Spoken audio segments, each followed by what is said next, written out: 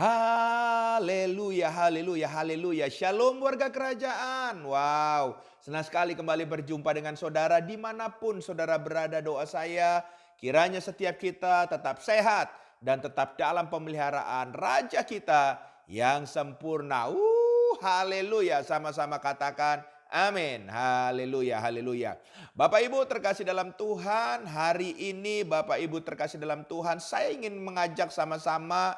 Yuk kita merenungkan dari Amsal Sulaiman, pasal yang ke-16 sampai dengan yang ke-24. Demikian firman Tuhan.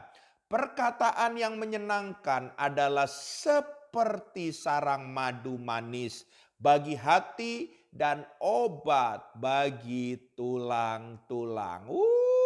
Haleluya, haleluya. Ya, kita seringkali membaca kebenaran firman Tuhan ini. Tapi saudara terkasih dalam Tuhan, waktu saya seringkali merenungkan ini dan saya bertanya dalam hati, apa hubungannya? Dimulai dikatakan perkataan yang menyenangkan. Ya, perkataan yang menyenangkan. Tapi apa hubungannya dengan yang di belakangnya? Yaitu dikatakan apa saudara terkasih dalam Tuhan? Seperti sarang madu manis. Bahkan bagi hati dan obat bagi tulang-tulang. Jadi apa hubungannya perkataan yang menyenangkan dengan sarang madu manis dan obat bagi tulang-tulang? Bukankah itu yang ada di dalam benak dan pikiran kita?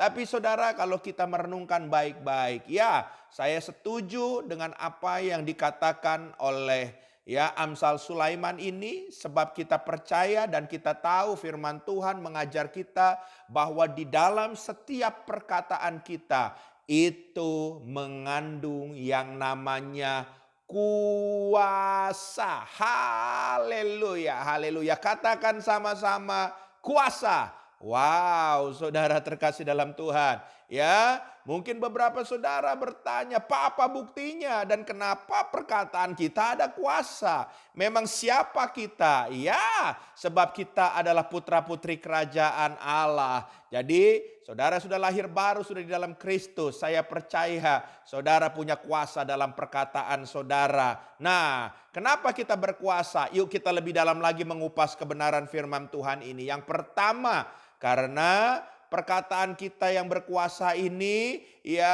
dikarenakan saudara dan saya waktu lahir baru. Saudara sedang disempurnakan untuk saudara mengalami keserupaan segambar dengan Kristus. Haleluya, haleluya, haleluya. Sebab kita percaya bahwa Raja kita waktu penciptaan, dia cuma bilang berfirmanlah, maka jadi. Jadi semuanya. Dia bilang siang, jadi siang. Dia bilang malam, dia jadi malam. Ya, apa yang dia perkatakan jadi. Dan kalau firman Tuhan katakan saudara diciptakan segambar serupa dengan dia, harusnya lidah bibir saudara pun punya kuasa asal saudara mengaktifkan roh yang berdiam dalam hidup saudara, yaitu Roh Kudus. Makanya hidup saudara juga harus mau dipimpin oleh Roh Kudus. Haleluya. Jadi hal yang pertama, perkataan saudara berkuasa karena saudara diciptakan segambar serupa dengan Allah. Yang kedua, saudara terkasih dalam Tuhan, kenapa lidah bibir kita, perkataan kita punya kuasa? Saudara, kita sama-sama lihat Amsal Sulaiman pasal yang ke-12 ayat yang ke-18.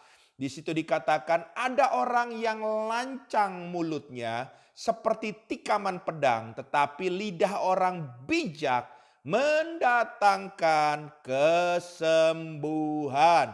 Haleluya. Bahkan kalau kita lihat dan melompat di Amsal pasal 15 ayat yang keempat, di situ dikatakan lidah lembut adalah pohon kehidupan. Wow, keren. Terus, tetapi lidah curang melukai hati. Haleluya. Jadi hal yang kedua, perkataan kita memiliki kuasa karena ada dampaknya. Haleluya. Jadi saudara harus baik-baik mempergunakan perkataan saudara, jangan sembarangan. Haleluya. Apalagi kalau saudara sedang memaki anak, marahin anak, hati-hati dengan lidah bibir perkataan saudara. Kalau saudara selalu bilang dasar anak bodoh, saudara Percayalah bahwa apa yang saudara perkatakan itu bisa kejadian di anak saudara. Jadi, kalaupun saudara pernah memperkatakan hal-hal yang sia-sia di perkataan saudara, katakan saat ini berdoa, aku cabut, aku batalkan dalam nama Yesus segala perkataan yang sia-sia.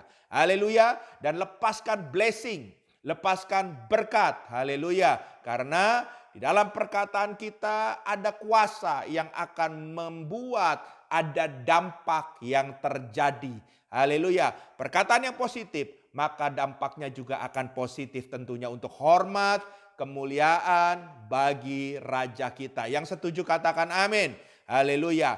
Yang ketiga, saudara terkasih dalam Tuhan, mari kita sama-sama melihat dari Injil Matius pasal yang ke-12 ayat yang ke-36 sampai dengan 37. Di situ dikatakan, tetapi aku berkata kepadamu, setiap kata sia-sia yang diucapkan orang harus dipertanggungjawabkannya pada hari penghakiman.